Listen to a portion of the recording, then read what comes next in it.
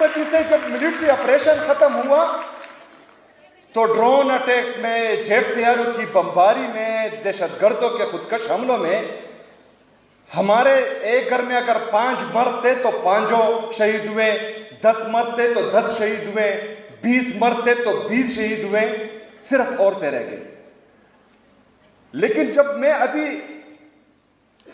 सड़कों पर अपने उन बहनों को भीख मांगते हुए देखता हूं, हमें बुरा लगता है। इसके कंसिक्वेंसेस हम देख चुके हैं। हमने बार बार कुर्बानी दी है पाकिस्तान के लिए। अगर एक दफा फिर कुर्बानी देनी पड़ेगी तो हम दरेख नहीं करेंगे इससे। हमने घर बार छोड़े, हम बाहर आए। हमारे लोगों के साथ यह कमिट किया गया कि जिसका घर तबाह होगा दहशतगर्दी के जंग में, उनको 4 लाख रुपए दिए जाएंगे। 4 लाख रुपए एक पूरे घर के।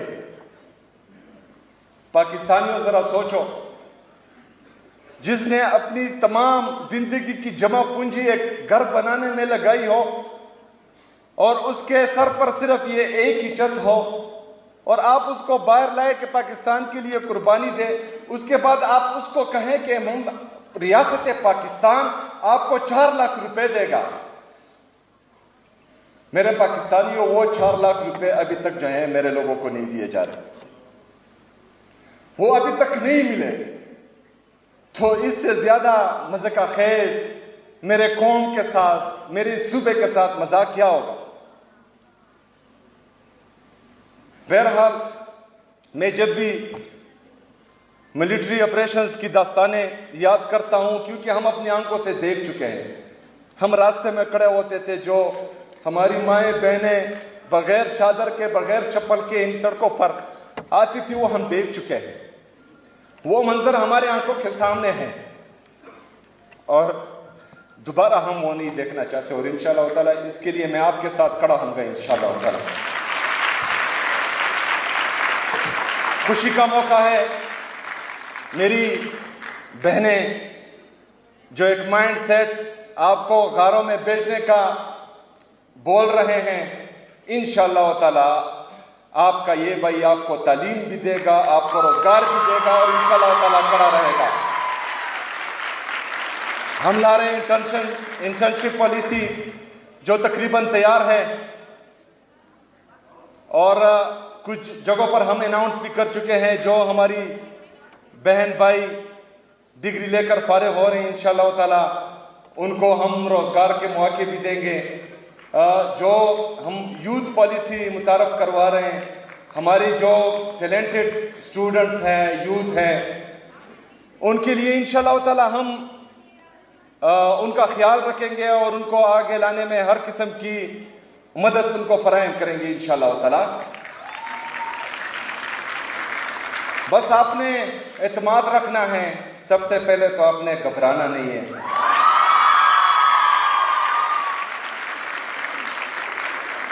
अगर मेरी आंखों में आप आंसू का कतरा देखें तो वो आंसू का कतरा आपके मुस्तकबिल के लिए, आपके दुख और दर्द के लिए होगा।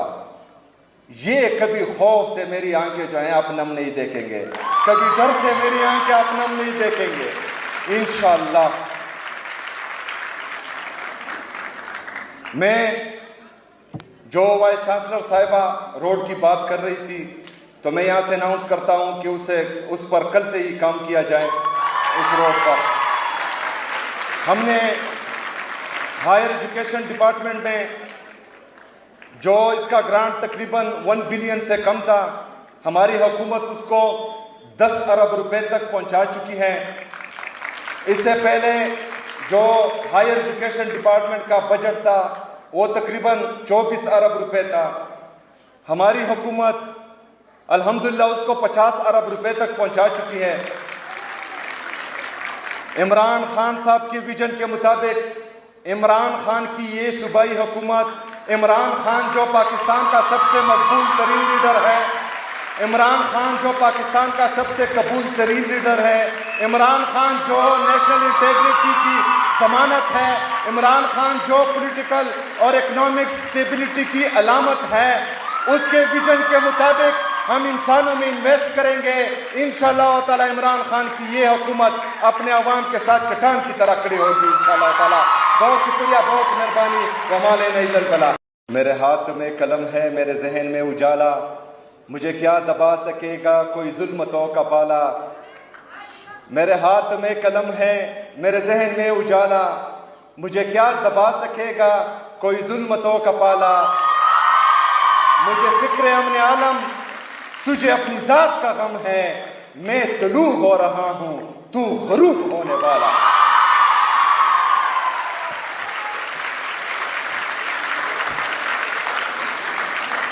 मैं अपनी तमाम बहनों को जिन्होंने आज अपनी डिग्रीज़ मुकम्मल की, चाहे वो बैचलर्स की हैं, एमफिल की हैं, पीएचडी की हैं, तमाम को दिल से मुबारकबाद पेश करता हूँ और उम्मीद रखता हूँ कि इंशाअल्लाह ताला आप इस सूबे और इस मुल्क के बेहतरीन मुस्तकबिल में इससे आगे अपना किरदार अदा करेंगी इंशाअल्लाह ताला। मैं उन तमाम स्टूडेंट्स को खिराज तहसीन पेश करता हूँ और सलाम पेश करता हूँ, उनके पेरेंट्स को, उनके टीचर्स को, जिन्होंने आज अपनी मेहनत और लगन से गोल्ड मेडल हासिल किया है। उन सबको मुबारकबाद।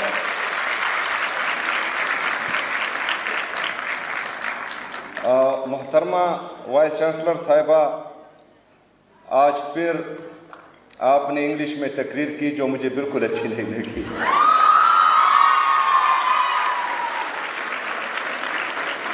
मैंने तमाम यूनिवर्सिटीज़ को ये हिदायत दी है कि हमारी कौमी ज़ुबान उर्दू है और तमाम तकरीरें उर्दू में होगी। और ये मैं दूसरी दफ़ा कह रहा हूँ और तीसरी दफ़ा मुझे फिर गुस्सा आएगा। बहरहाल वाइस चांसलर साहब, आपकी मेहनत से ये यूनिवर्सिटी यहाँ तक पहुँची है। हम आपको भी खिराज तहसीन पेश करते हैं, आपके पूरे स्टाफ को भी जो मेहनत कर रही हैं। आपको पता होना चाहिए कि एक माइंड सेट जिसकी मैं बार बार बात करता हूँ कि उनको अच्छा नहीं लगता कि खैबर पख्तूनख्वा तरक्की करे, उनको अच्छा नहीं लगता कि हमारे बच्चे पढ़ें, उनको अच्छा नहीं लगता कि हमारे बच्चों के हाथ में कलम हो, क्योंकि हमें हमेशा बे से बंदूक ही सिखाया गया है। लेकिन इंशाअल्लाह ताला इस दफ़ा हम काफ से कलम ही सीखेंगे, बे से बंदूक नहीं सीखेंगे।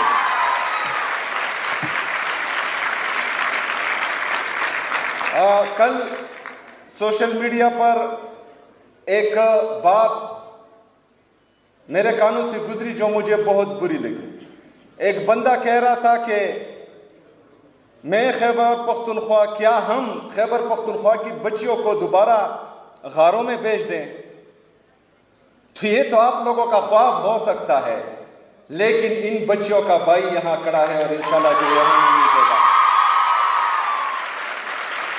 हमने बहुत मुश्किल से खैबर पख्तूनख्वा में दोबारा अमन कायम किया था। हमारी बच्चियां और बच्चे पुरअमन माहौल में तालीम हासिल कर रही थी, लेकिन बंद कमरों के फैसलों ने एक दफ़ा फिर हमारी ज़िंदगी अजीरन बनाई हुई है, जिस पर मैं बार बार तनकीद करता हूँ। और बंद कमरों के फैसले हमेशा नुकसानदेह होते हैं। हम तनकीद भी करते हैं, साथ में एक पॉलिसी भी देते हैं, और अगर उस पॉलिसी पे अमल किया जाए तो इसमें कोई छोटा या बड़ा नहीं होता। इससे तमाम खैबर पख्तूनख्वा की आवाम का भी फ़ायदा है और पाकिस्तान का भी फ़ायदा है।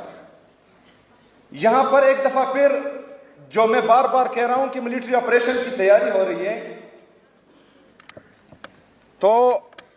तो मिलिट्री ऑपरेशंस, इनके ऑफिशियल स्टेटमेंट्स हैं कि तकरीबन 22 से ज़्यादा मिलिट्री ऑपरेशन खैबर पख्तूनख्वा में हुए हैं, 14,000 से ज़्यादा इंटेलिजेंस बेस्ड ऑपरेशंस हुए हैं, लेकिन फिर भी दहशतगर्दी खत्म नहीं हो रही। अगर मुसलसल ऑपरेशंस करने के बाद अभी भी दहशतगर्दी है, जो आप मान रहे हैं कि दहशतगर्दी है, वो अलग डिबेट है कि कौन लाया, कैसे लाया, कब लाया। वो भी हम बताते रहते थे कि आ रहे हैं, अभी पहाड़ों पर हैं, अभी नीचे आ रहे हैं, अब बाजारों तक पहुंच गए, अभी हमारे घरों तक पहुंच गए। वो हम बताते रहे हैं, लेकिन तब हमें बोला जाता कि ये प्रोपेगेंडा कर रहे हैं, ये झूठ बोल रहे हैं।